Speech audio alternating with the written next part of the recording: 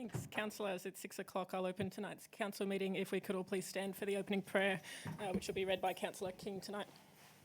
Lord, we ask that you guide us in our decision making, protect us and the community we serve from all that is evil, and strengthen our unity for the welfare of the city. Amen. Amen. I'd like to acknowledge the Wiradjuri people as the traditional custodians of the land that we meet upon today, and pay my respects to the elders past, present and future, for they hold the memories, culture, tradition and hopes of Aboriginal and Torres Strait Islander people that contribute to our community. Thank you. I would like to advise that this council meeting is being webcast and recorded. By speaking at the council meeting, you agree to being recorded and webcast. Please ensure that if and when you are speaking at this council meeting that you're respectful to other people and use appropriate language. Albury City accepts no liability for any defamatory or offensive remarks or gestures made during the course of this council meeting. An audio recording will also be made for administrative purposes.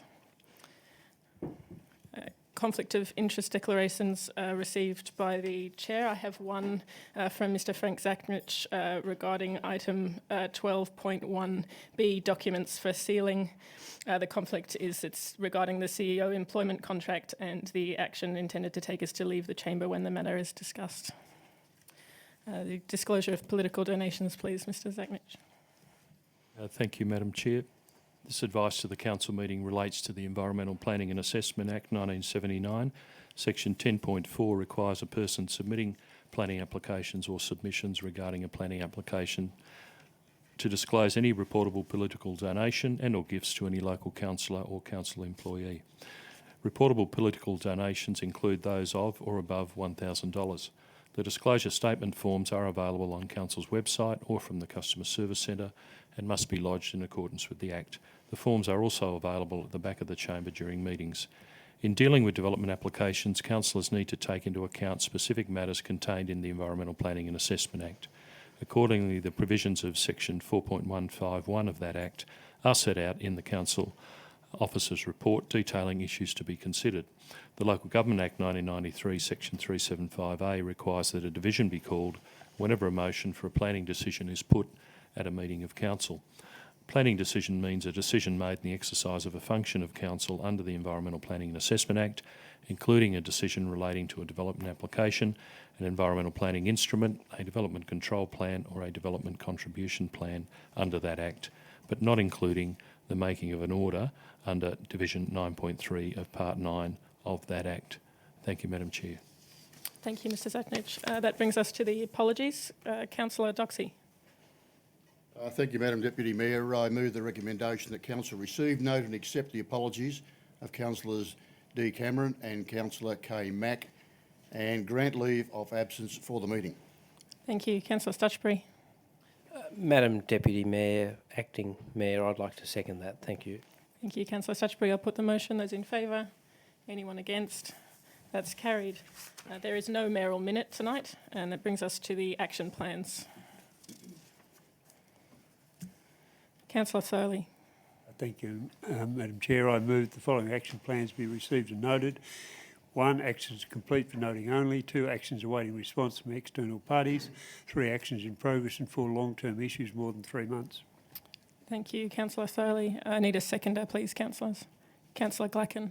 Happy to second that. Thank you. Councillor Thurley, would you like to speak to that at all? I'd just like to briefly comment. I'm a regular user of the dog park at Bunton Park and have heard significant comment and feedback while I've been there, and I've encouraged everyone to forward their comments to David Armstrong, and there is a certain level of interest amongst the dog users of that park. Thank you. Thank you. I'll put the motion. All those in favour? Anyone against? That's carried. Confirmation of minutes of the previous meeting. Councillor Vanderven. I move that the minutes of the council meeting held on Monday the 23rd of September 2019 at 6:05 be confirmed. Thank you. Councillor Doxey. Happy to second, Madam Deputy Mayor. Thank you. Councillor Vanderven, would you like to speak to those minutes at all? No, thank you, Madam Chair. Thank you. I'll put the motion. All those in favour? Anyone against? That's carried. Reports from community forums, we have none. There are no notices of motion or notices of rescission and no presentations and deputations. That brings us to the reports and minutes of committees and working parties. Councillor Doxey. Thank you, Madam Deputy Mayor. I move the following recommendation, that the minutes and recommendations of the Local Traffic Committee meeting held on Thursday, 26 September 2019 be received, noted and accepted. Thank you. Councillor Stutchbury. I would like to second that. Thank you. Thank you. Councillor Doxey, would you like to speak to those minutes at all? No, thank you. Thank you. I'll put the motion. All those in favour? Anyone against? That's carried. Minutes of the Sustainability Advisory Committee. Councillor Thurley.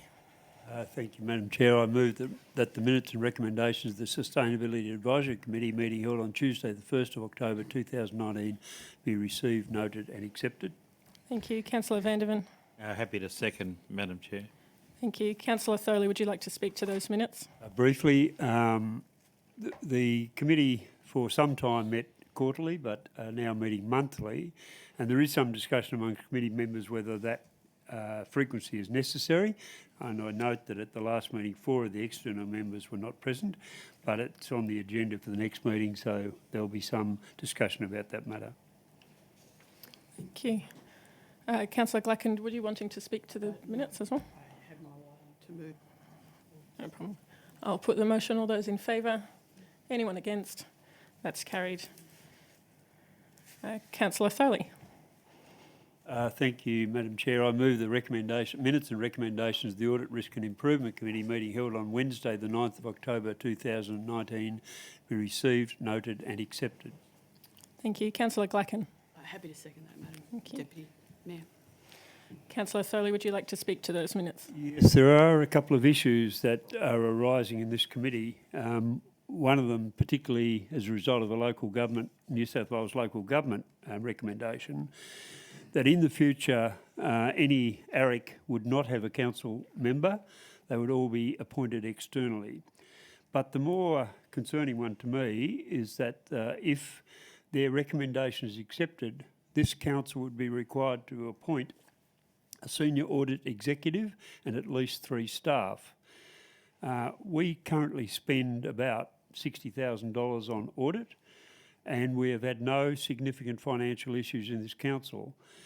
If that recommendation were followed, we would probably be spending something over $400,000, and this to me is utterly ludicrous. Once again, New South Wales government passing legislation or making recommendations which push costs onto council.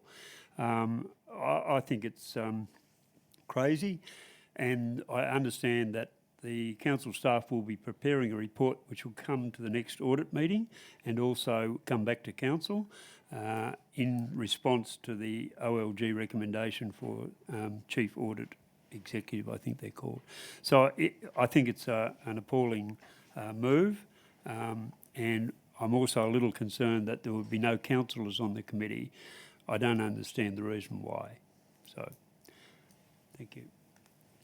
Thanks, Councillor Thurley. I look forward to reading that report. There are no further speakers, so I'll put the motion. All those in favour? Anyone against? That's carried. This brings us to CM12. We'll just wait for Mr Zaknich to leave the chamber.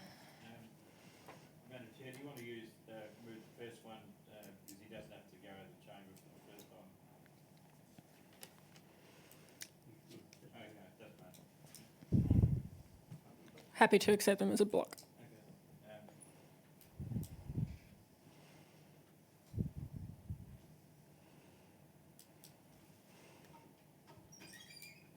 Councillor Vandervan.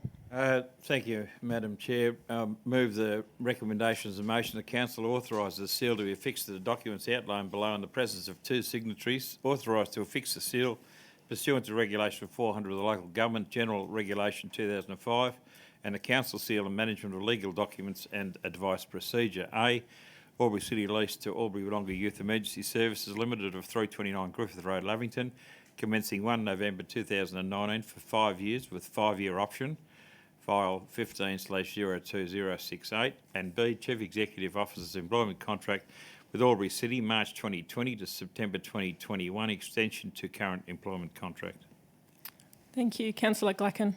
Thank you. Councillor Vandervan, would you like to speak to that? No, thank you, Madam. Thanks, councillors. I'll put the motion. All those in favour? Anyone against? That's carried. Can we have Mr Zaknich back, please?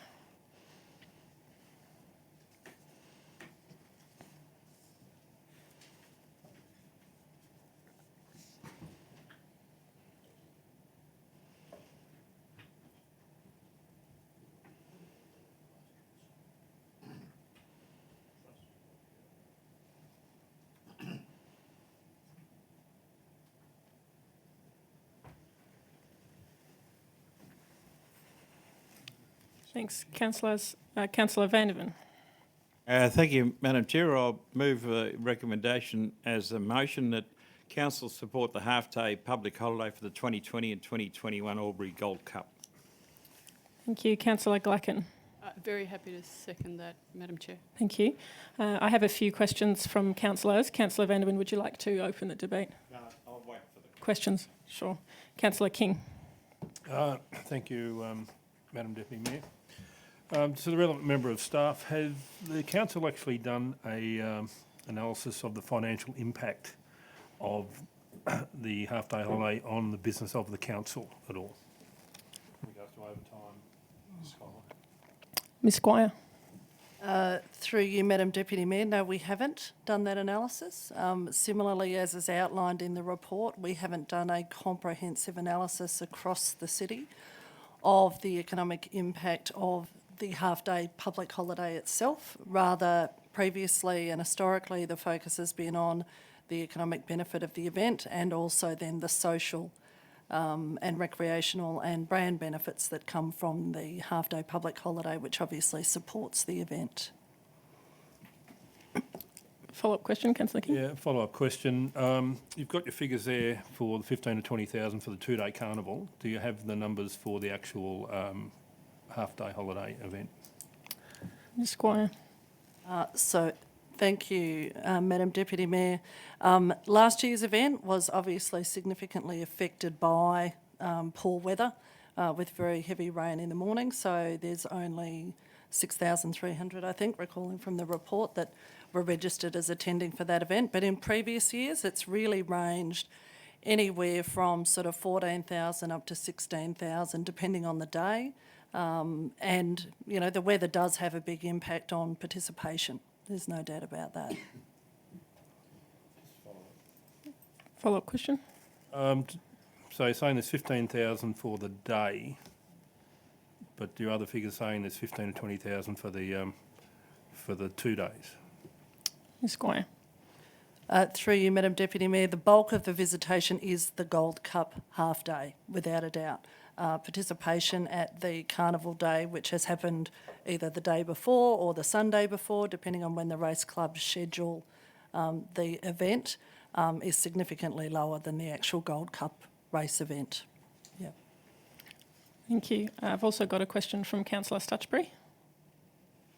Thank you, Madam Assistant Mayor. My question through you to the most relevant member of staff is, Madam Deputy Mayor. Sorry, I've got a point of order. Just the correct title would be useful, thank you. I'll take that as a comment. Councillor Stutchbury, you can continue. Thank you, Madam Chair. My question through you to the most relevant member of staff. I've read the survey that went out to the public. My question through you to that person is who devised the questions for this survey? Ms Squire. Through you, Madam Deputy Mayor, so the survey questions are the same as the questions that we asked last time we did the survey 2 years ago in preparing to give us a bit of a comparative analysis. From memory, Councillor Stutchbury, the questions were developed in consultation with a number of staff, but I couldn't pinpoint exactly who had written the questions, but certainly it's a combined effort. Thank you. Do you have a follow-up question? Madam Deputy Mayor, I have a follow-up. Are any of the staff who wrote the questions trained in the art and science of writing survey questions? Ms Squire. Certainly, through you, Madam Deputy Mayor, the staff regularly undertake surveys in consulting with our community. Certainly, a range of our staff have been through IAP2 consultation training, which is all about understanding the approach and making sure that questions are clear to people so that we can glean the information that we need to understand and give the community the opportunity to provide input. So certainly, yes, the staff, I'm sure, involved, which would have been our communications team, our engagement team and our economic development team, as well as our tourism staff, would have given consideration to those issues in preparing the questions. Thank you. Is that a follow-up question? My final follow-up question to Ms Squire is that she doesn't believe that the survey was written in such a way to encourage yes answers to the question. Ms Squire. Through you, Madam Deputy Mayor, no, I don't. I've got no further questions. Councillor Vanderveen, would you like to open debate? Thank you, Madam Chair. I would, and this issue, as Councillor Glacken will attest, came to us or came to Council in the first instance back in about 2005, and I, for one, being a business owner, thought that the impost on our business was just too much to have a half-day holiday for a horse race. But on the basis that, from what I believe anecdotally, is that when if council didn't support the half-day holiday, apparently the minister granted the half-day holiday to the race club anyway. I thought, well, if that's going to be the case, let's get on board and make this carnival what it could be, and that is the success that it has been over the last 7, 8, 10, 12, 14 years. An economic benefit to the community and the branding of our community within a national sphere is what I think we get out of this particular half-day holiday. I, for one, am pleased to see that the carnival is back to a Thursday, Friday, because my personal opinion is that the Sunday, Friday didn't work and didn't provide the same economic benefit and the same visitation to the city as the two-day carnival does and will. So I would be signalling a revision of my stance on the basis that if that was to change, and I understand that there are scheduling issues with Racing New South Wales, but I would strongly encourage the carnival to stay as a Thursday, Friday carnival, because that brings the major racing stables to this particular area, which then draws the crowds to watch the races, and we get that massive economic benefit out of those factors. So I, for one, will be supporting this particular motion, even though, as a business owner, it does cost myself some dollars in supporting the event and granting the half-day holiday for my staff. Thank you, Madam Chair. Thank you. I've got another speaker for Councillor Glacken. Thank you, Madam Chair. I support the half-day holiday for the Albury Gold Cup, and I support it because it is good on a greater scale for our regional community, the City of Albury, and the overall economic benefit far outweighs the negative impacts. I acknowledge that not everyone supports the day. I acknowledge that it does cost businesses. However, as I said, the larger economic benefit from this day as a half-day public holiday has been proven to be better and more significant than the negative impacts. And as I was once, not so long ago, a small business owner, it did affect me in so much as I had to deal with the staffing issues. But I was also very conscious of the fact that a lot of people did go shopping that day, whether they were going to the Gold Cup or not. There were people coming into our city the days prior and the days after and telling us they were here for the Gold Cup, and they were out spending their money as well. The knock-on effect of the purchasing of dresses, shoes, handbags, ties, men's dress shoes, the food, the entertainment, the knock-on effect of people arriving before the race, so the day or two before and staying on a day or two after, the night in town as well, the restaurants, the accommodation providers. overall, there is absolutely a very positive financial impact to our community, and that also flows to our regional community as well. So I will be supporting this today. Thank you. Thank you, Councillor Glacken. I'll take a speaker against Councillor Stutchbury. Thank you, Madam Deputy Mayor. I am quite torn on this issue. I think that Albury does require significant events to market out, something to attract tourists to the area, and I'm, as a small business owner myself, not particularly opposed to the half-day holiday, as Councillor Vanderven stated. It does cost a few dollars, but it probably is worth it. Horse racing is a bit on the nose at the moment. I've never been a big fan of horse racing, but what I think of horse racing probably is irrelevant to this argument.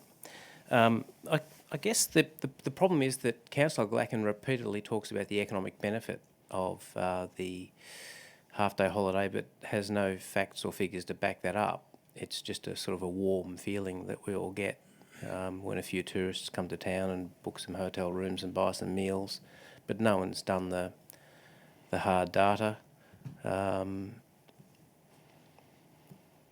The survey questions disappointed me. I think that the survey questions were all feel-good, obvious, yes-answer questions, which got the required 80 or 90% yes rate. No hard or insightful questions were asked, so no hard or insightful answers were given. The real answers to the questions lie in the comments. Many of the comments are from local business owners who have concerns about the cost of the holiday and whether their staff attend the Gold Cup or in fact just go home and mow the lawns. We talk about encouraging tourists to Albury. Well, the tourists don't benefit from the half-day holiday because they're coming here anyway. They're not employed locally. So that argument doesn't sit well with me. I'm hoping that some of the other speakers for this motion will convince me to vote for it. Thank you. Thank you, Councillor Stutchbury. I have got another speaker for Councillor Thurley.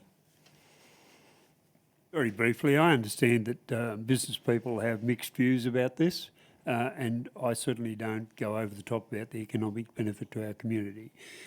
I was at a conference in Toowoomba last week, and one of the major issues that came up was social benefit in our communities where people, especially right now, and not so much in Albury, but in outlying regions, struggling to socialise, struggling to get together.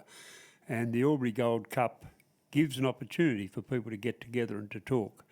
I wouldn't hang my hat on the amount of money this brings to Albury. I think it's good, but not major. The whole idea is that this is a festival in Albury where people get together and talk and celebrate for at least a little while and relax. And unless we can find an alternative to this event, I don't think we should let it go. We've got an event here in Albury and we should capitalise on it.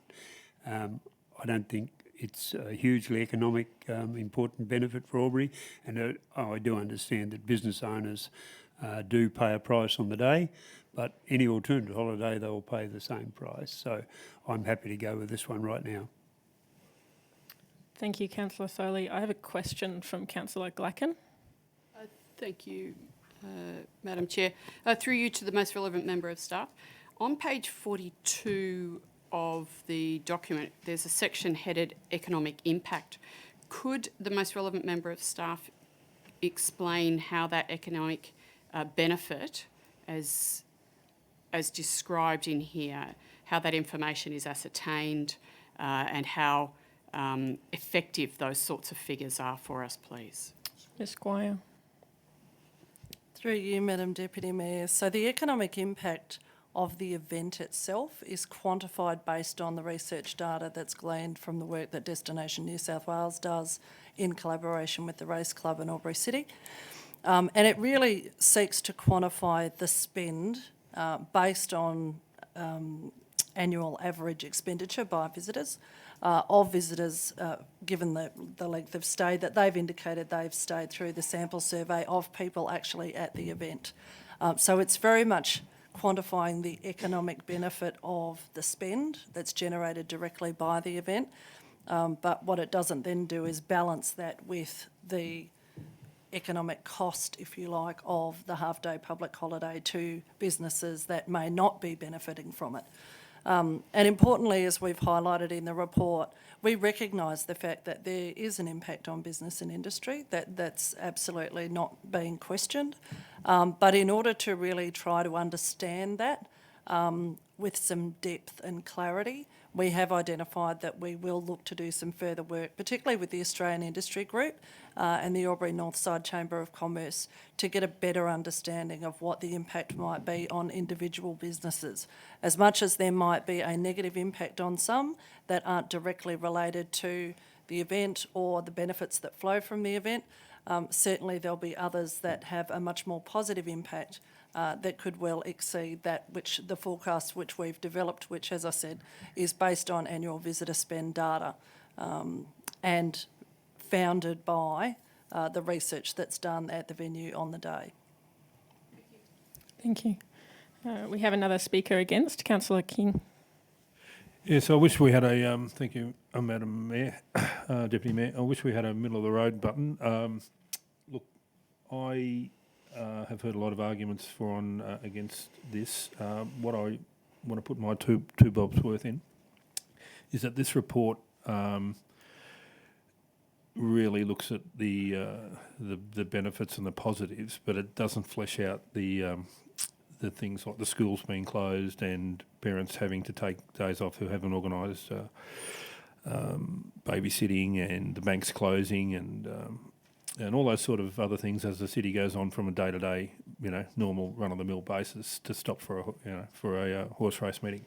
The other thing is the fairness to the Albury Racing Club. I think the fact that that it's now November, come up to November, and we're now making this decision, which hopefully it'll get up, but it could go either way, that if it did get defeated, that they would have a very limited amount of time to readjust how they conduct their business. So I would think that in the future that this sort of fairly significant decision-making that has a significant impact on the city and well as the Albury Racing Club gets done around June or July, so everyone can get this out of the way, and then everyone knows where they're going.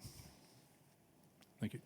Thanks, Councillor King. I've got another speaker for Councillor Doxey. Thank you, Madam Deputy Mayor. Contrary to some of the speakers, I think the report is reasonably well balanced.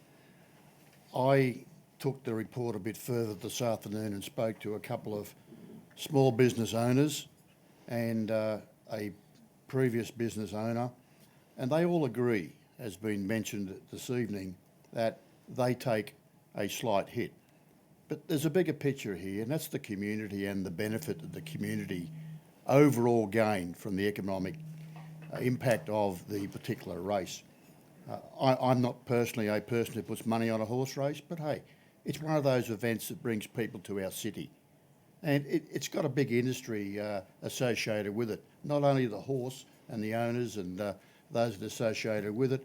So without a doubt, and I think it's got nothing to do with how close it is to the end of the, when we have to make a decision or the event's called off. As far as I'm concerned, we go with it without a doubt. Thank you, Madam Deputy Mayor. Thank you, Councillor Doxey.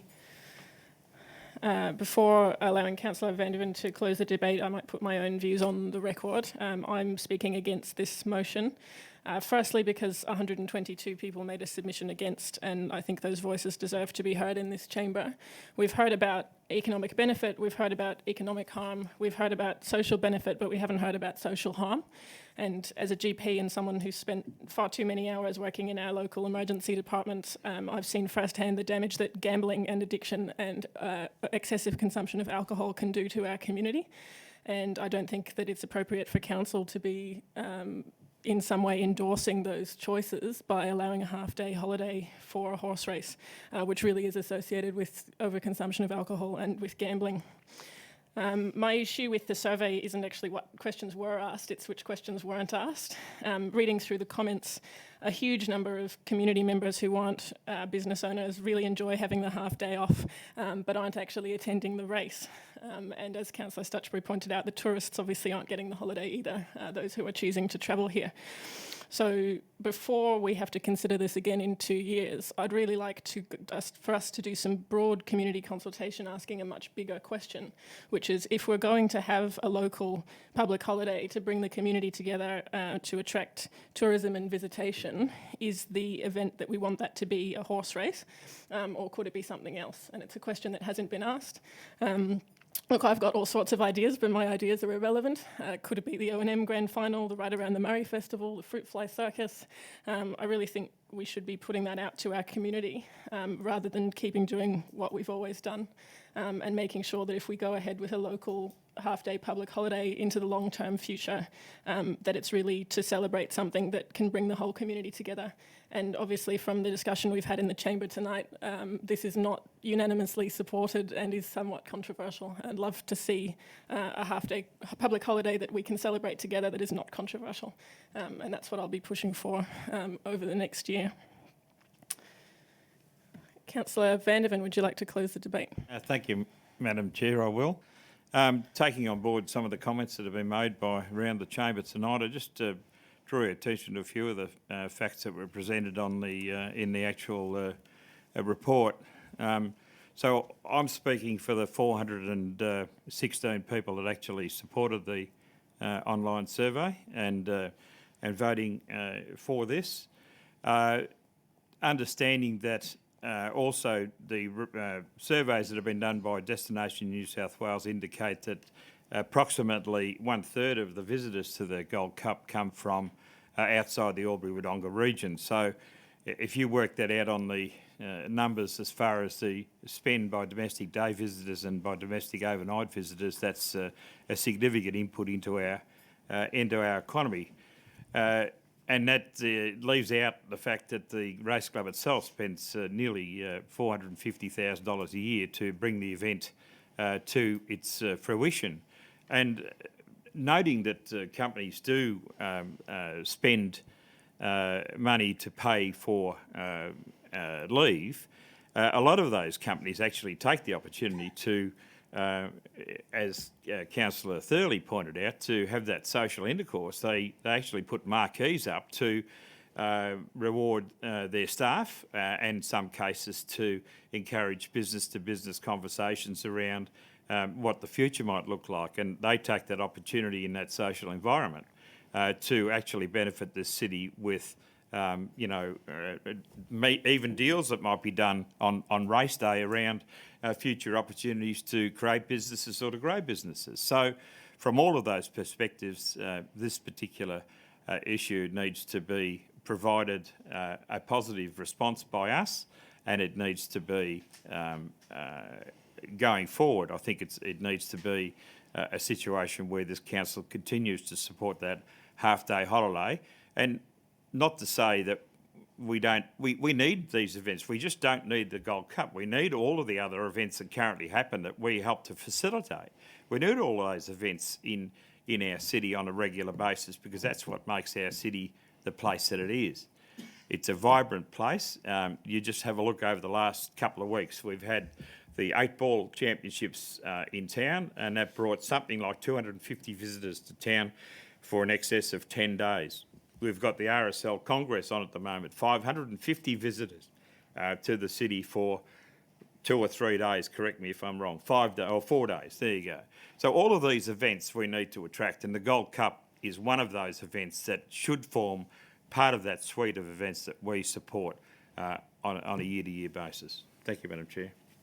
Thank you, Councillor Vanderven. I'll now put the motion. All those in favour? Those against? That's carried.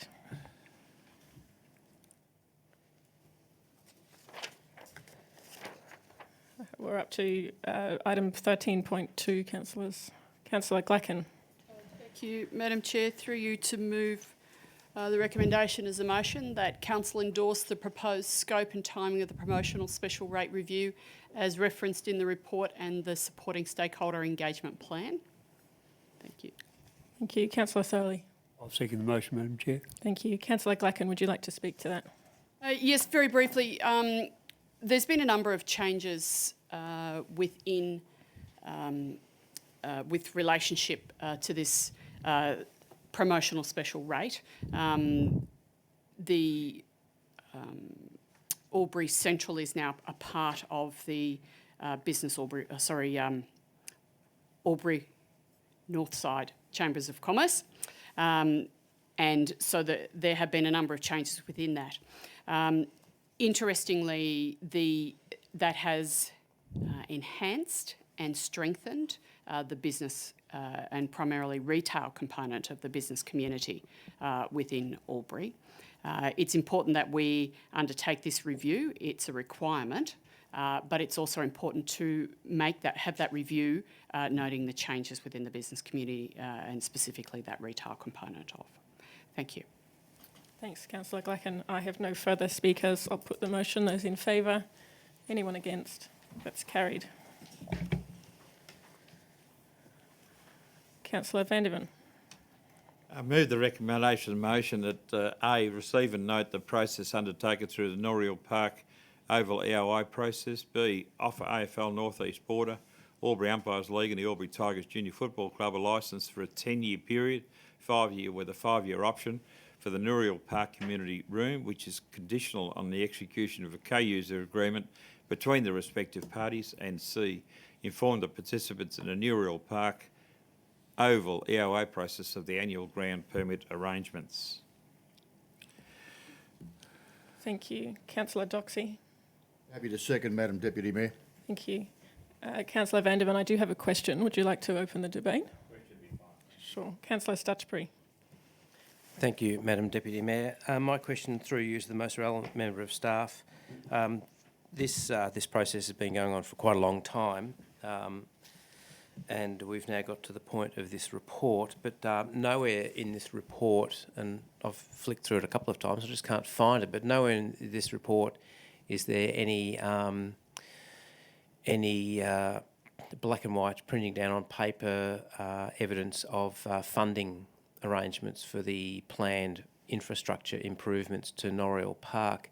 When the original negotiations had commenced, my memory, if it serves me correctly, was that Albury Tigers were thinking about stumping up $500,000 to improve the infrastructure. I don't recall if the other two parties had promised money or not, but I didn't see any of that in the report. Could someone please clarify that for me? Mr Armstrong. Through you, Deputy Mayor. Yeah, the co-user agreement is the mechanics around the agreement of the building. Included in that is the contributions which were identified in the EOI process, and it identifies those contributions and the dollar values. I've had some more discussions with each of the entities regarding those contributions, and they've agreed to those in principle. The one that is probably the major one is around the $200,000 contribution towards change rooms, which we've had some discussions with the Albury Tigers, where their contribution was based on a donation of some concrete change facilities which they've got through one of their partners.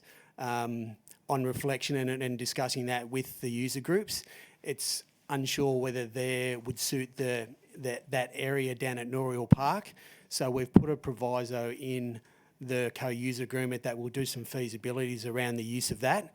And if that is not suitable, then we would negotiate with the groups around how that may be funded in other ways. Thank you. Follow-up question? Just briefly, thank you, Madam Deputy Mayor. So we're offering the three parties a 5 + 5 year lease, but without any concrete understanding of future funding from each of the parties at the moment. Would that be a correct interpretation? Mr Armstrong. Through you, Madam Mayor, the actual co-use agreement has identified those contributions, and signing that they would agree to those contributions and how they're outlined. Yeah. Okay. Councillor Vandervan, would you like to open debate? Yes, I would. Thank you, Madam Chair. And I'm sure Mr Armstrong will be very happy to see the back of this particular issue. I think from the first time that I became aware of the conflict between the North East umpires and the Albury Umpires League was probably close to 5 years ago. So this is a good result. Yes, obviously they still have to do some master planning around whether the the change rooms, what they're going to look like, if the concrete offer isn't acceptable or suitable. But I think that this is a massive step forward, and I fully support this particular motion. Thank you. Thank you. I have no further speakers. I'll put the motion. All those in favour? Anyone against? That's carried. We're up to 13.4, councillors. Councillor Glacken. Thank you, Madam Chair. I'll just find the relevant section. Ernst Grant. I move the recommendation as a motion that Council A receive and endorse the draft Ernst Grant Park Master Plan. B, place the draft Ernst Grant Park Master Plan on public exhibition for a minimum of 28 days. And C, if no submissions are received through the public exhibition process, then the draft Ernst Grant Park Master Plan be adopted. Thank you, Madam Chair. Thank you. Councillor Starley. I'll second the motion. Thank you. Councillor Glacken, would you like to speak to that item? No, that's fine. It's part of a suite of motions we're dealing with tonight. Thank you. Thank you. We have a speaker for Councillor Doxey. Thank you, Madam Deputy Mayor. The point I made last Monday night was clear, and I think Mr Armstrong is aware of the fact that we need to interpret the park after Ernie's name for the circumstances under his death and why it's named after him, and I'm sure that'll be included. Thank you. Thank you. Councillor Glacken, would you like to close debate? No. Thank you. Before putting the motion, I'll just make my own comment that we received 209 submissions already, which shows that there's obviously huge community interest in this going ahead. So I look forward to receiving more feedback and watching it progress. I'll now put the motion. All those in favour? Anyone against? That's carried.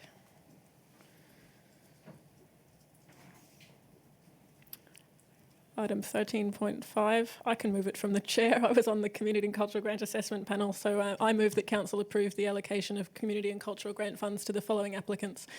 The Bhutanese Australian Community Support Group Albury-Wodonga Inc. for $3,000, Woolshed Thurgoona Land Care Group for $5,210, the Aphasia Choir for $1,700, Albury and District Local Aboriginal Land Council $2,000, Albury-Wodonga Ethnic Communities Council $3,000, the New South Wales Service for the Treatment and Rehabilitation of Torture and Trauma Survivors $3,000, the Albury-Wodonga Volunteer Resource Bureau Incorporated $2,000, Gateway Health $2,120, Filipino Australian Community of Albury-Wodonga Inc., FACOR Inc. $2,000, and Karen Beattie $1,500. Councillor Thurley. I'm very happy to second the motion. Thank you. Look, in moving the motion, obviously there's a huge list of very worthwhile recipients, noting that we received applications for $53,000 and $53,240, and it's always very challenging to allocate these funds, which will be used very well in the community. I haven't got indication of any other speakers for or against. I'll put the motion. All those in favour? Anyone against? That's carried. Up to item 13.6. Councillor Glacken. Thank you, Madam Chair. To move the recommendation as a motion that Council A receive and endorse the draft Prevention of Homelessness Strategy. B, place the draft Prevention of Homelessness Strategy on public exhibition for a period of 28 days. And if no submissions are received, adopt the draft Prevention of Homelessness Strategy. And C, continue the existing informal support for homelessness.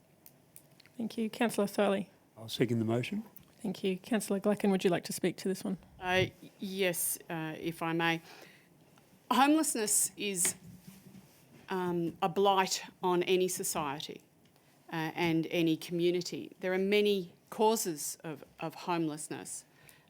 Regretfully, it's very hard for any community to be able to offer the support required to intervene. Often attempts to intervene and to assist not accepted or fail. And it's a very difficult issue to be dealing with.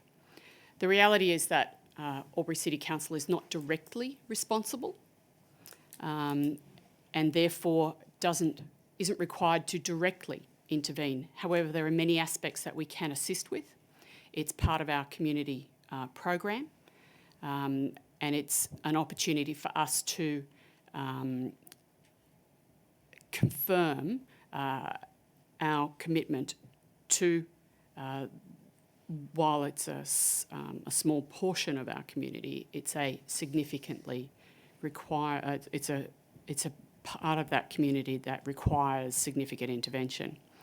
But it also means that it's an opportunity for us to further the work with the agencies who have priority responsibility for this issue.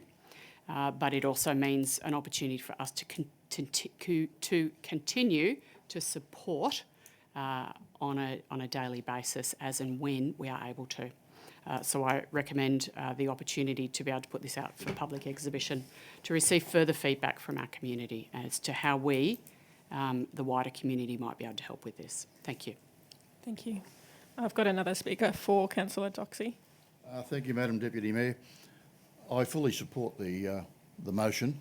I'd like to take it one step further and give you some background. As the RSL President, of recent times we've been receiving a number of requests where Department of Veterans Affairs will give us a phone call and say, we've got a homeless veteran in your area, can you look after him? So we're having to delve into our savings, which are not costed for it, to supply accommodation short term till we can organise something through the housing authorities, food, and in some cases they arrive on our doorstep with an assistance dog, and not too many places take dogs. So there are a limited number, but I fully support this, but I don't think we've got an answer to homelessness. I wish we had. Thank you. Thank you. I've got no further speakers. Councillor Glecken, would you like to close debate? I'll put the motion. All those in favour? Anyone against? That's carried. I need a mover, please, for item 13.7. Councillor Thorley. Thank you, Madam Chair. I move that Council A, receive and note the report, and B, continue the existing approach to resourcing disability inclusion and access within the Community Development Officer role, which is in line with regional councils across New South Wales. Thank you. Councillor Vandervan. Happy to second, Madam Chair. Thank you. Councillor Thorley, would you like to speak to that item? Just briefly, I mean, this council has always had a strong commitment to inclusion, and this particular question that was raised some time ago has just focused the attention a little more. We often forget people who don't have access for all sorts of different reasons, and I think that this report is very useful in highlighting the problems we face. Thank you, Councillor Thorley. I'll also briefly speak for, given the information provided, this recommendation is quite reasonable. I would just like to comment that it's disappointing that the funding constraints that come from being a New South Wales council were considered up front. This question was raised because there's been a suggestion from our community that they'd like to see a dedicated position to address this, and it really should be that community expectation first and then asking later how we fund it, rather than saying first that it would be very difficult to fund. But given the information that's there, I'm happy to support the motion tonight, and if that's not meeting the needs of our community, I'm sure this will come up again. Councillor Thorley, would you like to close debate? Thank you. I'll put the motion. All those in favour? Anyone against? That's carried. Councillor Thorley. Thank you, Madam Chair. I move that Council A, receive and note Albury City general purpose financial statements, special purpose financial statements and special schedules for the year ended 30th of June 2019. B, note the draft auditor's reports, including the report on the conduct of the audit. And C, authorise the Deputy Mayor, Councillor Glacken, the Chief Executive Officer and Council's responsible accounting officer to sign the statement by councillors and management in accordance with Section 4132C of the Local Government Act 1993 and the Local Government Code of Accounting Practice and Financial Reporting. Thank you, Councillor Thurley. I think we've almost got the correct wording on the screen. I think the words "or two councillors" just need to be removed. Yeah, sorry. Yeah. Thank you. Councillor Glacken? Very happy to second that, Madam Chair. Thank you. Councillor Thurley, would you like to open debate on that item, noting I have got a question? Take the questions. Thank you. Thank you. I haven't got a seconder yet. Councillor Stutchbury? Awesome. My apologies. Councillor King, question. Yes, I've got a question to the relevant member of staff. Thank you, Madam Deputy Mayor, in relation to tip fees.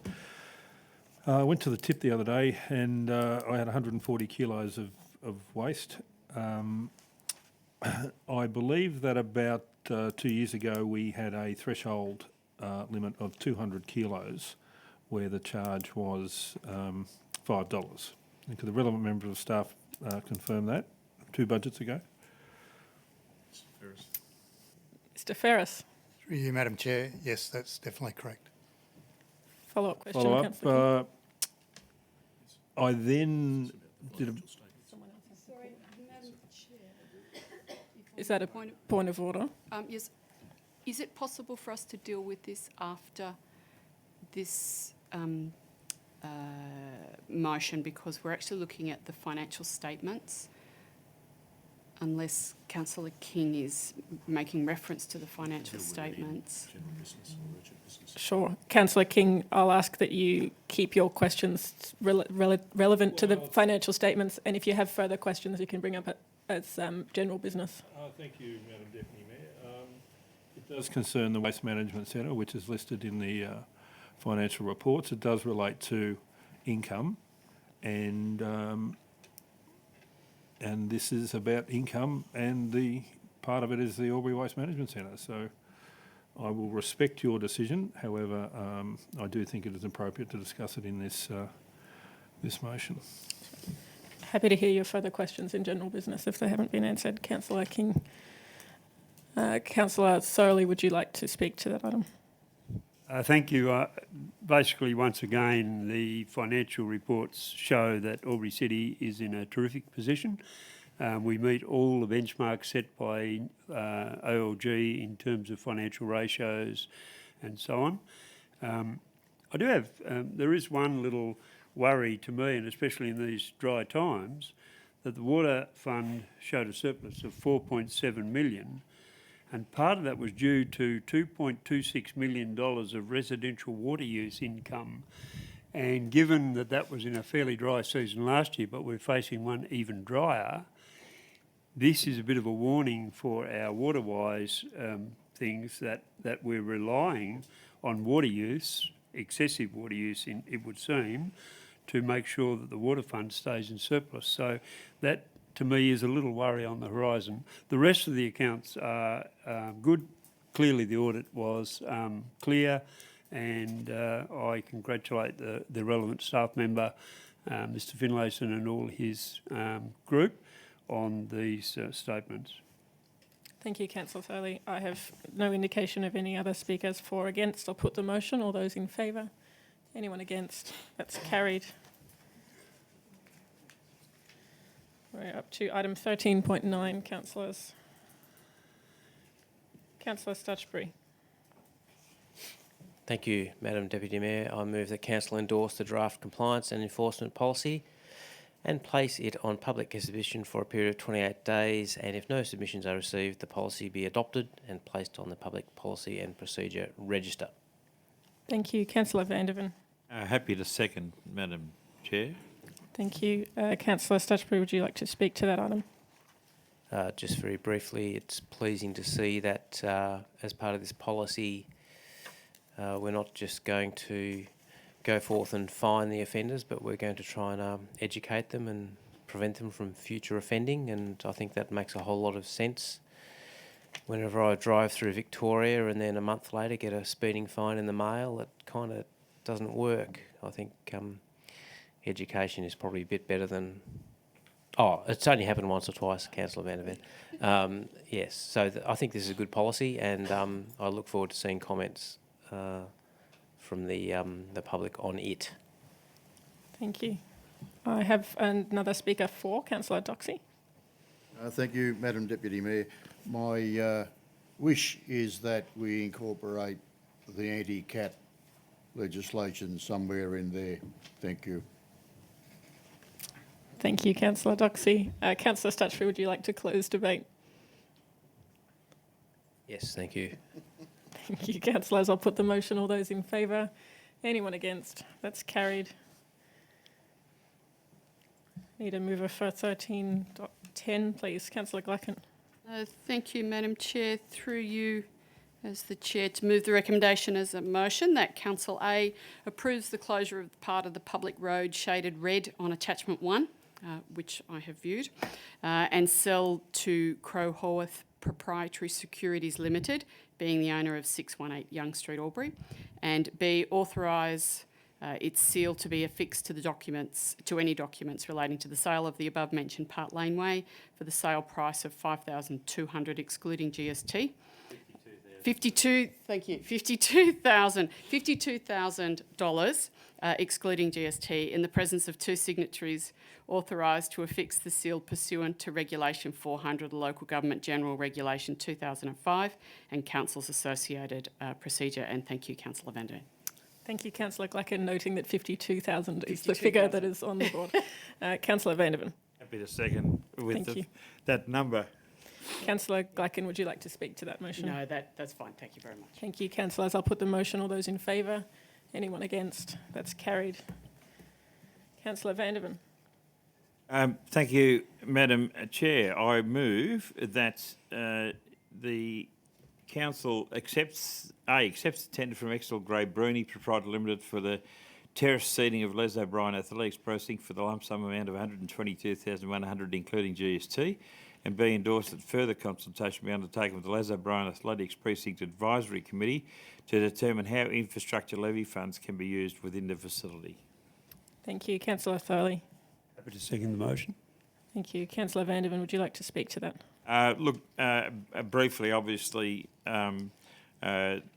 there appears to be a little bit of a gap between what our council budgeted, and perhaps through you could ask the relevant member of staff why that occurred, but obviously the number for providing the seating is a very good one. Mr Ferris, to answer the question, please. Yes, through you, Madam Chair, I'd have to take that on notice and where the original estimate was derived from. Yeah, thank you. I have no indication of any speakers for or against. I'll leave the question on notice and put the motion. All those in favour? Anyone against? That's carried. Brings us to item 13.12. Councillor Vandervan. Thank you, Madam Chair. I move that Council accepts the tender from Global Turf Projects for contract number 19/04419, Sportsfield upgrades Aloysius Park, Hayden Park and Alexandra Park Grassed Hockey Centre for the lump sum amount of $580,312.61, including GST. Thank you. Councillor Stutchbury. Second that, Madam Deputy Mayor. Thank you. Councillor Vandervan, would you like to speak to that motion? Look, this is obviously something that's going to give us fantastic sports field precincts services. I have one question though, I can to the relevant member of staff. Quite a few years ago, and I think there'll be a couple of staff members remember, we got some grants around, in the last drought, we got some grants around replacing the turf on our sports field with summer grasses. I hope that this is a continuation of that particular project and not something different. Mr Armstrong.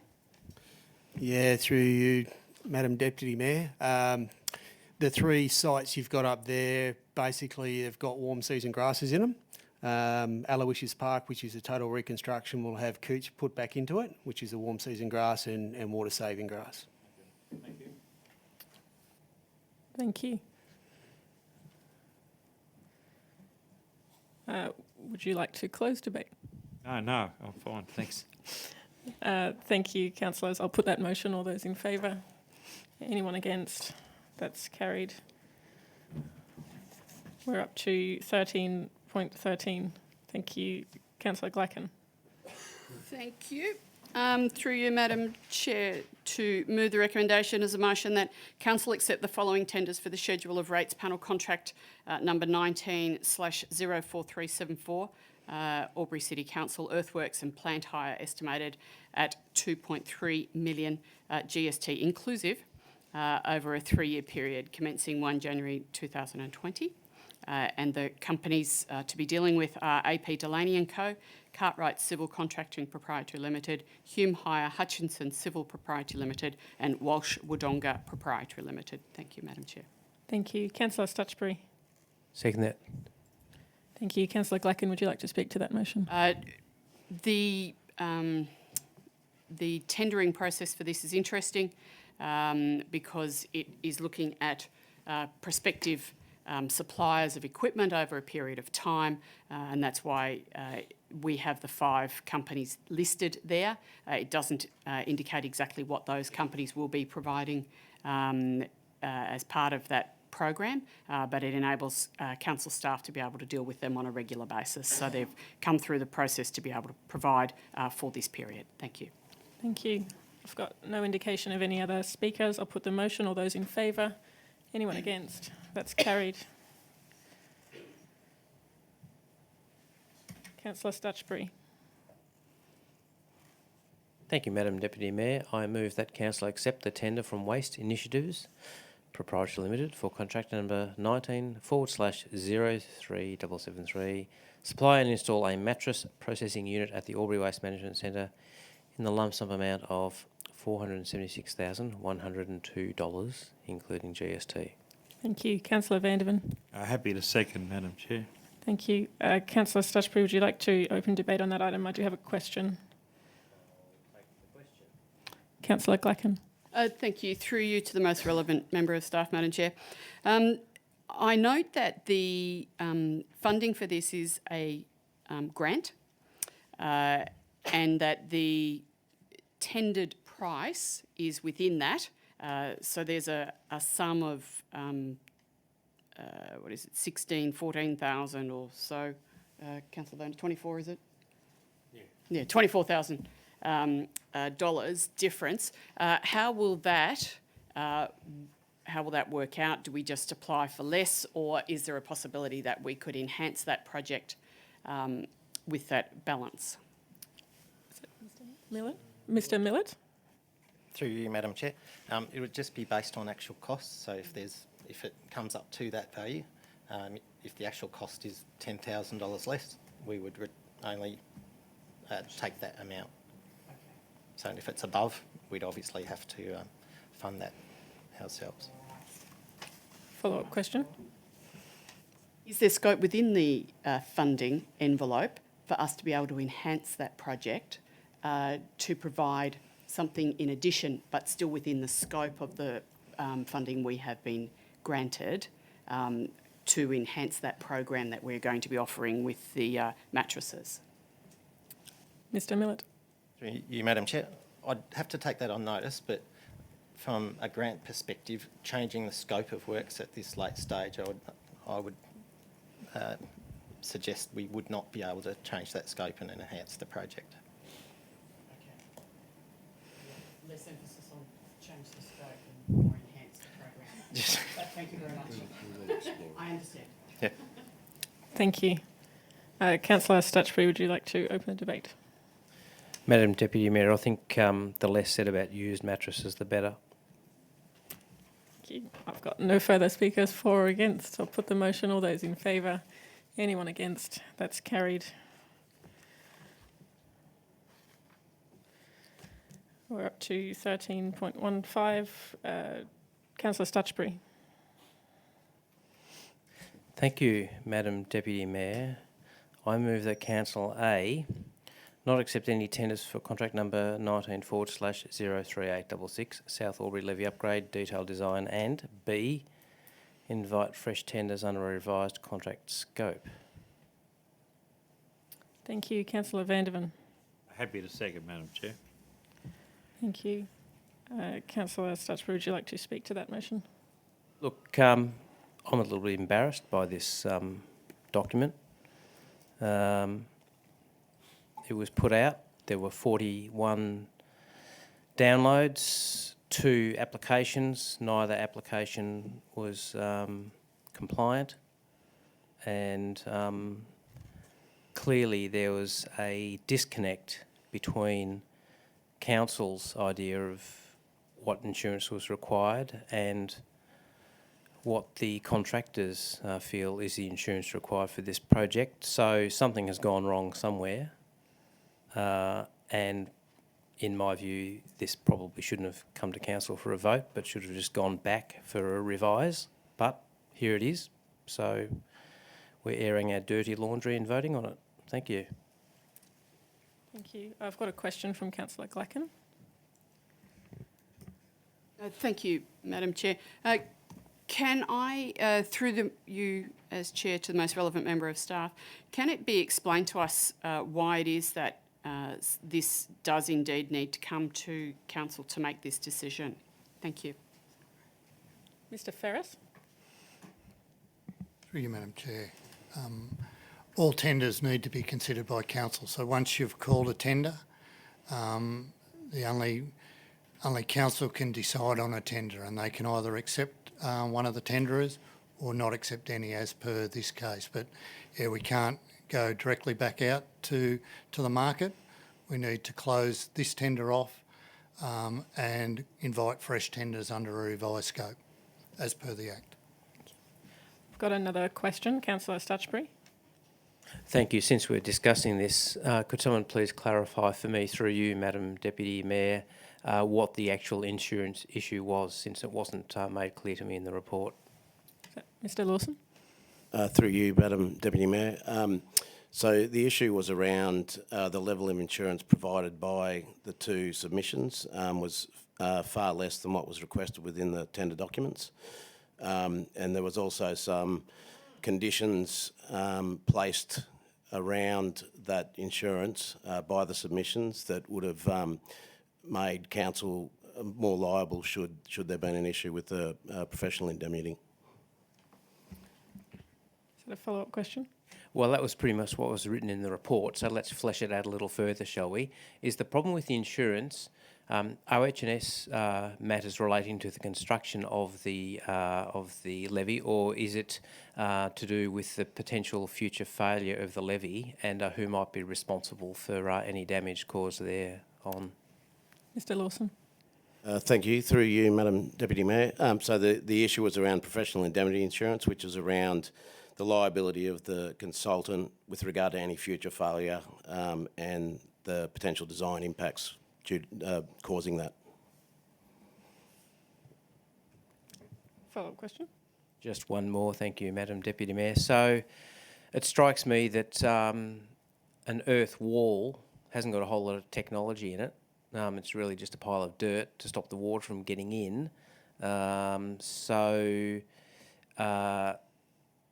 Is there a dispute here between who should be blamed for the future flood damage? The party that requested the levy or the party that designed the levy? Is that the issue? Mr Lawson. Through you, Madam Deputy Mayor, it's around any design issues that have potentially led to the failure of the levy. So, without going into detail, there is a fair bit of science within earthen levies and how they operate. And should that not be designed and designed correctly, then that can cause future failure issues potentially. I've got another question from Councillor Vandervan. So this, through you, Madam Chair, this brings to light really an interesting topic that on the basis of the questions and answers that we've had so far, how are we going to get any fresh complying tenders if unless we reduce this or revise the scope to such a degree that we're not going to get a decent result? Mr Lawson. Through you, Madam Deputy Mayor. So, in conjunction with our risk team, we'll do a fresh risk assessment around the design component and look at whether the insurance that we originally requested is acceptable, and whether there's a possibility of reducing that. We think that there potentially is, as this is a project that is not somewhat standard, like a road project that we would normally design. Our understanding of probably what the appetite of the industry was for that level of insurance was unknown, I guess. I have another question from Councillor King. Thank you, Madam Deputy Mayor. Just one of the tenderers is GHD, which I think is probably, if not the largest in Australia, and works on mines and other significant major projects, and would probably have the highest level of insurance that you could possibly get, and they didn't conform. So again, raised by Councillor Stutchbury, are we? How do we change our scope to let someone actually build it and not be as risk adverse? But if the levee wall fails, how can we reduce our risk from litigation? Mr. Lawson. Through you, Madam Deputy Mayor. So what we would look at doing is, as I said, reviewing our level of professional indemnity insurance that we would request. Some of the other issues around that insurance was that the submissions were capping their liability, which is not acceptable by council or by our insurer. So that was another element of it. However, the industry has really spoken around what they perceive to be an acceptable level for that type of work. As I said, it's not work that we would normally go out and ask for consultants to undertake. So our understanding probably of that level of insurance was limited, I guess. There are no further questions. If I could add my own comment, given the previous levy was commissioned in 1976, it would be my view that it would be a far greater risk to not upgrade the levy than to upgrade it with some degree more liability than we were originally intending. So I'm quite happy to invite fresh tenders under a revised scope. Councillor Stutchbury, did you want to close debate? No, that was very illuminating. Thank you, Madam Deputy Mayor. Thank you, councillors. I'll put the motion. All those in favour? Anyone against? That's carried.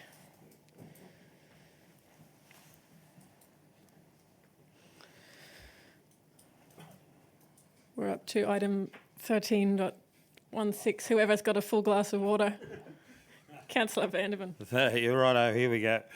I move that Council A endorse the planning proposal, including the proposed consequential amendment to Albury Development Control Plan 2010, and forward it to the Minister for Planning seeking an amendment to the Albury Local Environmental Plan 2010 to amend the lot size map for the subject land being part lot 250 DP 1218522 and part lot 102 DP 1120977 from 4,000 square metres to 1,500 square metres, and request that a gateway determination be issued, including the delegation of plan-making powers, so as to enable the public exhibition of the planning proposal, including the proposed consequential amendment to Albury Development Control Plan 2010, pursuant to the Environmental Planning and Assessment Act 1979. B, upon receipt of a gateway determination under section 3.34 of the Environmental Planning and Assessment Act 1979, Council place the planning proposal, including the proposed consequential amendment to Albury Development Control Plan 2010 and any supporting material on public exhibition for a minimum period of 28 days, pursuant to any requirements of the gateway determination and Schedule 1, Clauses 4 and 5 of the Environmental Planning and Assessment Act 1979, and C, should no objections be received during public exhibition, furnish a copy of this report and any other relevant information, including the planning proposal, to the New South Wales Department of Planning, Industry and Environment and/or New South Wales Parliamentary Council's Office, in accordance with the Environmental Planning and Assessment Act 1979, and request the Minister for Planning or a delegate on their behalf undertake the appropriate actions to secure the making of the amendment to the Albury Local Environmental Plan 2010. Thank you, Councillor Vanderman. Well done. Councillor Doxey. Thank you, Madam Deputy Mayor, I'm happy to second that rather than have to have read it out. Thank you. Thank you. Councillor Vanderven, would you like to speak to that item? No. Thank you. I will very briefly speak against because I was intending to vote against and I thought I should just put the reasons on the record rather than do that silently. I appreciate that this is only dealing with 27 lots, but zoning decisions really should be made strategically and across the whole area. This was last rezoned in 2005 and I don't really want to set a precedent where developers or landowners will continually seek rezoning to allow smaller lot sizes. I think we need to do it at a much more strategic and long-term level. Councillor Glacken, you're wanting to speak for? Yes, if I may, I would like to support the recommendation before us this evening. I acknowledge the desire not to set a precedent. However, I believe, having read this report and looked at the documentation, that there is justifiable evidence to support their request and to decrease the square meterage size from 4,000 to 1,500. We are not looking at a small house block when we go down to 1,500 square metres. It's not as large as 4,000, but it's a long way from being the smallest house lot possible. And I acknowledge that they have over a number of years been selling their lots. The market out there has shifted a little bit and they are dealing with that by making this request. So I do support their request. Thank you. Thank you, Councillor Glacken. There are no speakers against, so another speaker for Councillor Stutchbury. Thank you, Madam Deputy Mayor. I wasn't going to speak for this until you spoke against it, so now I'll speak for it. I disagree with you that you can set planning rules and regulations strategically across the whole LGA because we can't decide where people want to buy a block of land and build a house. They'll wander around the LGA and find a nice spot and decide that that's the place for them.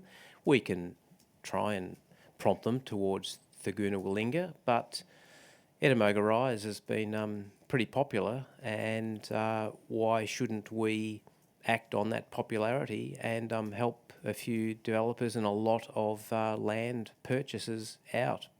Going down to 1,500, it's hardly a 400 square metre block. It's still a pretty big block.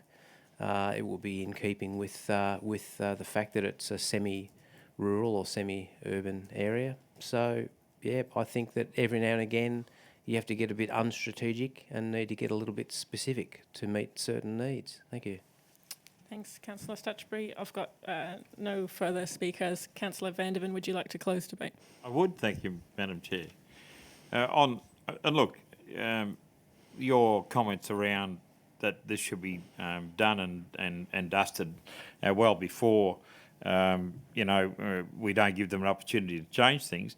I bet you in 30 years' time, there'll be a planning proposal come to the council in 30 years' time that will say, we want to break this place up into 400 square metre lots because we need to infill that development like we're doing in other places of the city. So whilst I understand where you're coming from, I don't think it's possible to have a finite determination around lot sizes because people's preferences change and the environment changes to the extent that people in 30 or 40 or 50 years' time might find that the only way that they can live is in smaller communities with 400 square metre blocks and have a more social environment of that nature. So I don't think we can anticipate those sorts of things all the time. And this change, I think it's been 14 years or something in the making. Anyway. I support this proposal because nothing is finite. Thank you. Thank you, councillors. I'll put the motion noting that we need a division. Those in favour, Councillor Stutchbury, Councillor Doxey, Councillor King, Councillor Glacken, Councillor Soley and Councillor Vanderven, and against Councillor Con. The motion is carried.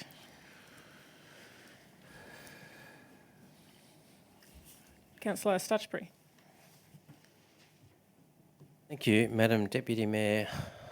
I move that Council A receive and note the contents of the report, and B, grant development consent to development application 10.2018.36577.1 for a veterinary hospital at lot 3032 of DP 1243616 Thaguna, subject to the conditions contained in the draft determination included in this report at attachment 3.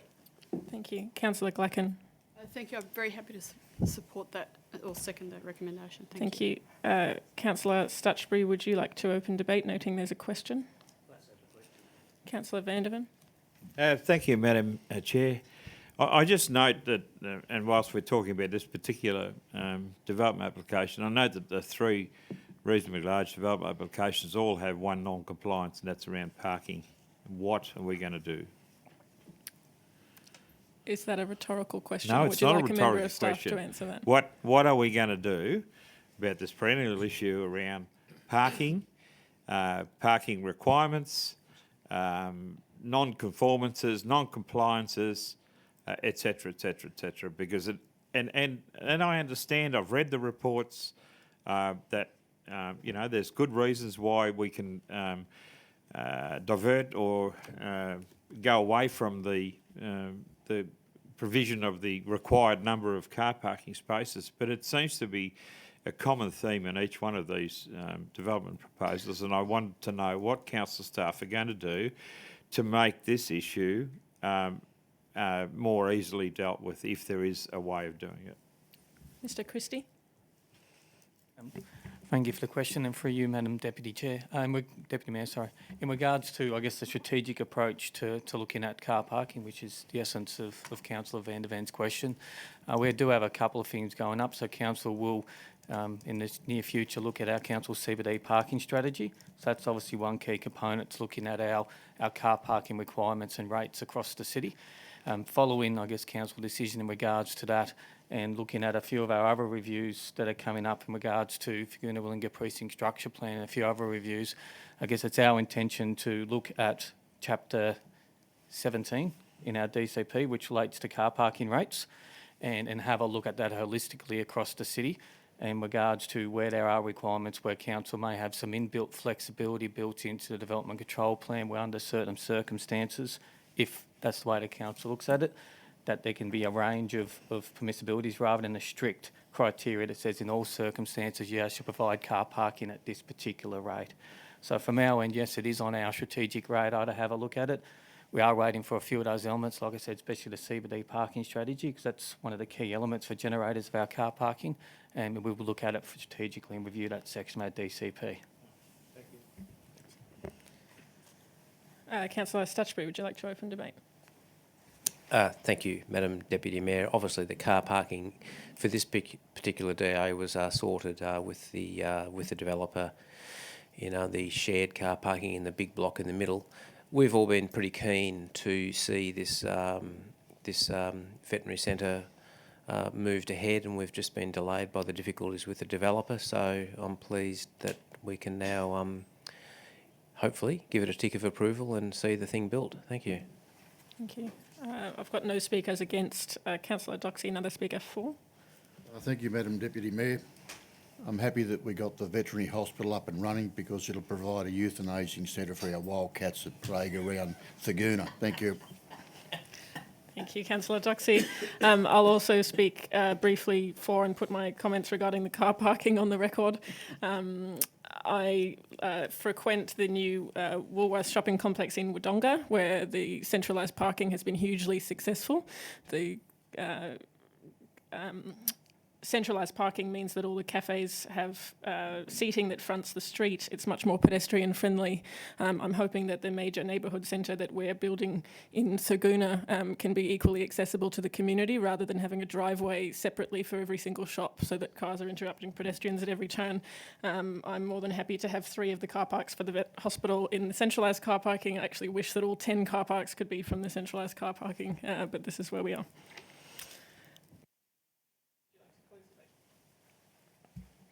I was shocked by Councillor Doxey's comment, but I don't want to close debate. So I'll now put the motion noting we require a division again. Those in favour? Councillor Stutchbury, Councillor Doxey, Councillor Con, Councillor King, Councillor Glacken, Councillor Thurley and Councillor Vanderven. That motion is carried.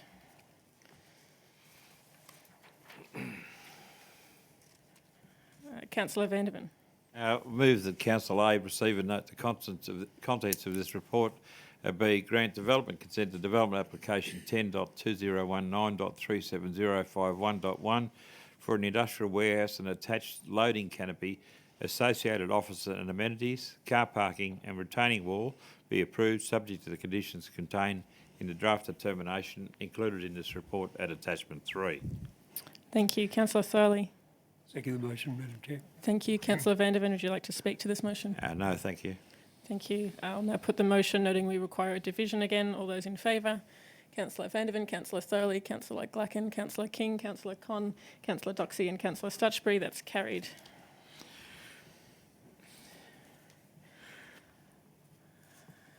Need a mover for the next item, please, councillors. Councillor Thurley.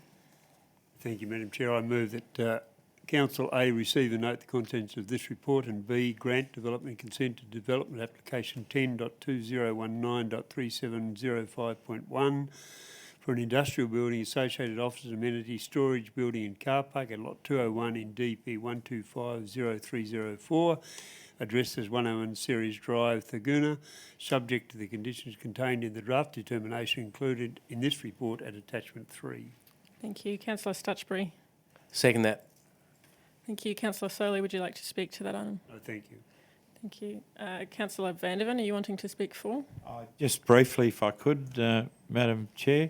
I think these three development applications tonight just show that whilst there is some concern around our environment and the lack of rain right around the country, I think what we're seeing in this particular city is a really strong industrial precinct, industrial development and residential development. So that's really great to see. Thank you. Thank you, Councillor Vanderven. There are no further speakers for or against. Councillor Thurley, would you like to close debate? Thanks, councillors. I'll put the motion. We need a division again. Those in favour, Councillor Vanderven, Councillor Thurley, Councillor Glacken, Councillor King, Councillor Con, Councillor Doxey and Councillor Stutchbury. That is carried. Brings us to the officers' reports for noting. Councillor Glacken. Thank you, Madam Chair. Through you, to move the recommendation as the motion that Council receive and note the investment balances report for the month of September 2019. Thank you. Councillor Thurley. I'll second the motion. Thank you. Councillor Glacken, would you like to speak to that? No, thank you. Thank you. I'll put the motion. All those in favour? Anyone against? That's carried. Item 14.2. Everyone's sick of reading. Councillor Thurley. Thank you, Madam Chair. I move that Council A receive and note the review of the reporting and compliance burdens on local government, final report prepared by the Independent Pricing and Regulatory Tribunal, and B, note AlburyCity's submission responses to the New South Wales Government regarding the Independent Pricing and Regulatory Tribunal's review of the reporting and compliance burdens on local government. Thank you. Councillor Stutchbury. Second that, Madam Deputy Mayor. Thank you. Councillor Thurley, would you like to speak to that? Just to say, this is an important area that Council really does need to keep up, putting our views to the Office of Local Government and the New South Wales Government. Sometimes I wonder whether we live in a vacuum and they make up rules and just send stuff out and expect that we'll roll over and do whatever they want. We need to make another strong submission, as we already have. Thank you, Councillor Thurley. I'll also speak briefly just to note that that report was provided to the Minister in April 2016 and it wasn't released to the public and to councils until June 2019, which is abysmal. Would you like to close debate, Councillor Thurley? No, I agree entirely with your comments. Thank you, councillors. I'll put the motion. All those in favour? Anyone against? That's carried.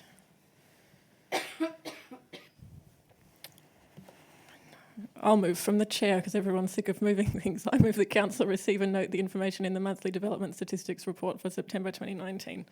Councillor Glacken. Happy to second, Madam Chair. Thank you. There's no indication of any speakers for or against. I'll put the motion. All those in favour? Anyone against? That's carried. Councillor Stutchbury.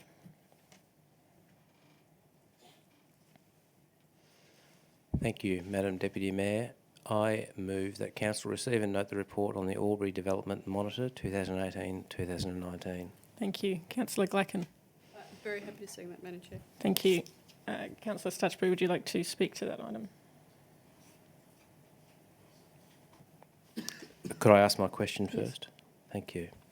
Through you, Madam Deputy Mayor, to the most relevant member of staff, I did note that on page 26 of this report, there was a dot point stating, and it's the last dot point on page 26, Council implemented the Rural Land Strategy for Tabletop and Splitters Creek in the 2017-2018, which is anticipated to increase growth in rural living and large lot residential development in future years. We then move on to page 27 and 28, where we see rural residential vacant lots produced and rural residential vacant lots consumed flatlining or in fact going down.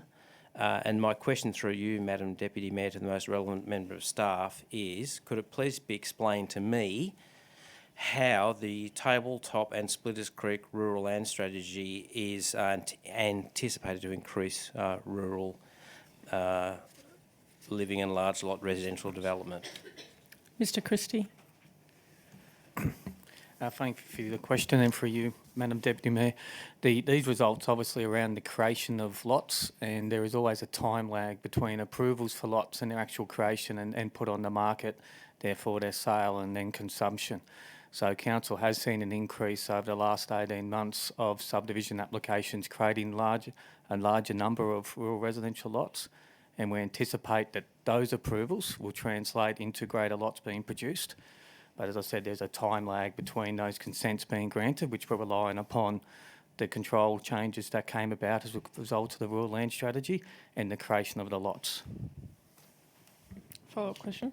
I do have a follow-up question. So when I look at these two graphs on page 27 and 28, which showed a healthy growth in rural residential vacant lots produced and rural residential vacant lots consumed prior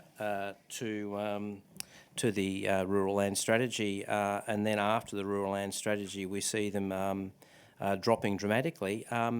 I guess my question is, why did we develop this strategy if it's had such a negative effect on production and consumption of rural lots? Mr Christie. Again, thank you for the question, and for you, Madam Deputy Mayor.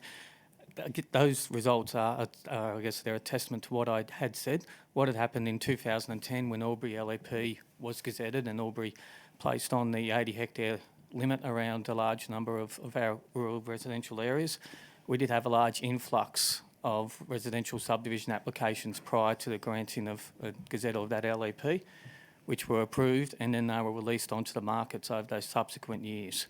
And that was the key reason why we were undertaking the Rural Land Strategy, so Council could determine what was the appropriate future for its rural residential areas. And those, again, as I said previously, will see future lots being created in accordance with those plans, but they do take some time to come onto the market. Follow-up question.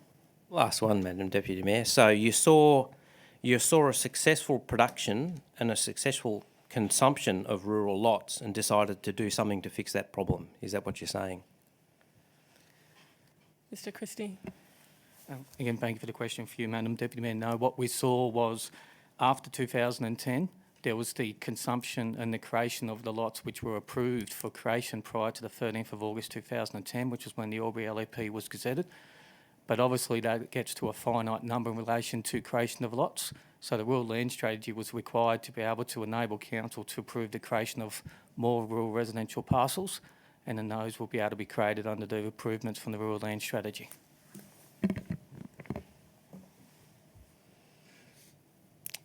Would you like to speak to the motion? No. Thank you. There's no indication of any other speakers for or against. I'll put the motion. All those in favour? Anyone against? That's carried.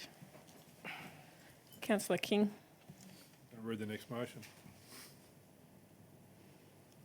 You would need sorry. to, because we're live streaming, you need to read the motion, Councillor King. Okay. The Council receive and note the report and the Council attendance at the conference for the period the 1st of January 2019 to 30 June 2019. Thank you. Councillor Thorley. I'll second the motion. Thank you. Councillor King, would you like to speak to that? No, I don't. Thank you. Thank you. There's no indication of any speakers for or against. I'll put the motion. All those in favour? Anyone against? That's carried. We're up to item 14.6. Councillor Vandervan.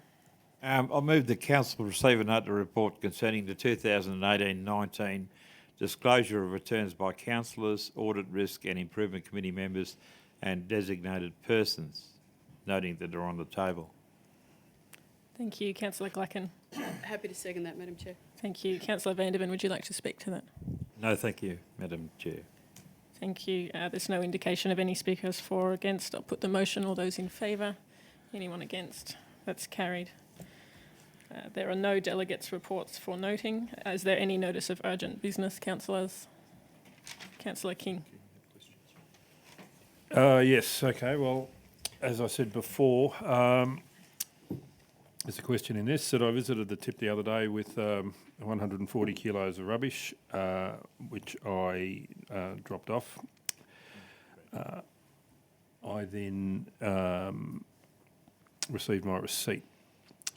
So I recall back in a couple of budgets ago that we had a 200 kilo threshold where those jumping off general rubbish were charged $5. Could the relevant member of staff confirm whether I am correct in my memory? Mr Ferris. Through you, Madam Chair, yes, it's correct. Follow-up question. Follow-up question is, so further inquiries I've made is then it appeared to drop to 100 kilos per $5. Is that correct? Mr Ferris. Through you, Madam Chair, that's certainly correct. Through the 18-19 budget process, Council elected to reduce the 200 limit to a 100 kilo limit. Follow-up question. Do you recall the relevant member of staff, did we have any correspondence, any meetings regarding that original motion to change it from the 200 to the 100? Mr Ferris. Through you, Madam Chair. Yes, through the budget workshops and papers that were considered by Council prior to the draft budget going on exhibition, there was specific discussion about the 200 reducing to a 100 kilo limit. Follow-up question. Follow-up question. I'll actually ask Councillor Stutchbury because he's been to most meetings and budgets and workshops. Can you recall any discussion regarding the reduction of the 200 kilos to 100 kilos? Councillor Stutchbury. Thank you for the question, Councillor King, through you, Madam Deputy Mayor. I have been to most of the meetings.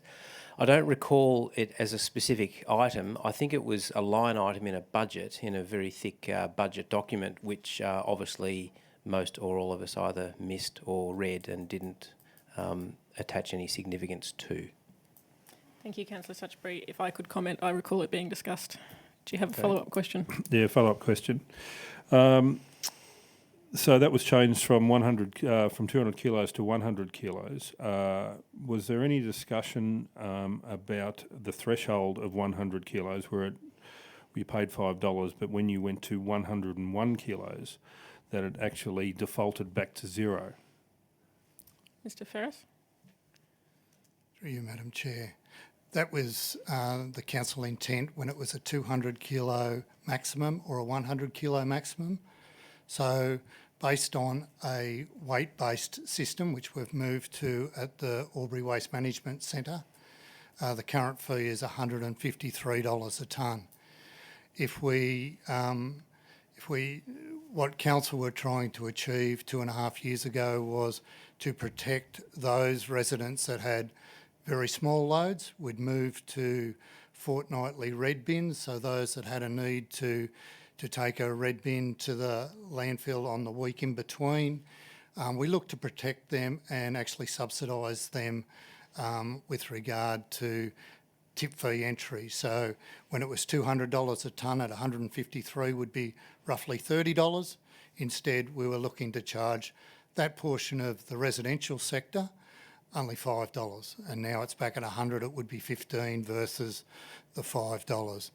There was no intent through our discussions that it was then to be for the commercial sector. One of the reasons we moved from 200 to 100 was that many businesses in the commercial sector have trailer type arrangements, and they were regularly coming in at between the 150 to the 200. So we brought it back to council in March of 2018 and identified that as an issue, and council of the day decided to reduce the maximum from 200 back to 100 to just stick with those residential people that had small loads.